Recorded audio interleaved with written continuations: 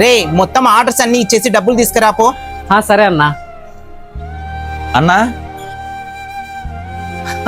రా 3 days leave పెట్టి బాగా ఎంజాయ్ చేసావా ట్రిప్? అన్నా సూపర్ గా. సర్లే నువ్వు పనిలోకి వెళ్ళు. రే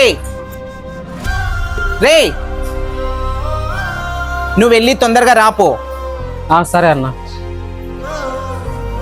సతీష్ ఒక్క నిమిషం ఆగు. నీకి గణేష్కి ఏమన్నా గొడవ జరిగిందా? నేను అడుగుతున్నాను కదా, చెప్పరా?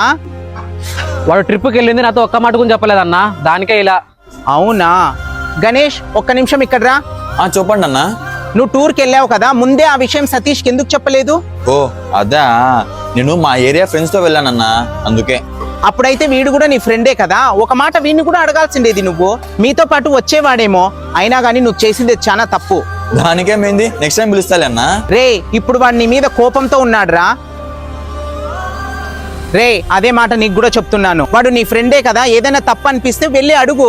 దాన్ని వదిలేసి మనసులో కోపాలని పెంచుకుంటూ పోతే అది రేపు పొద్దున పగలా మారుతుందిరా. అది నీకి మంచిది కాదు, వానికి మంచిది కాదు.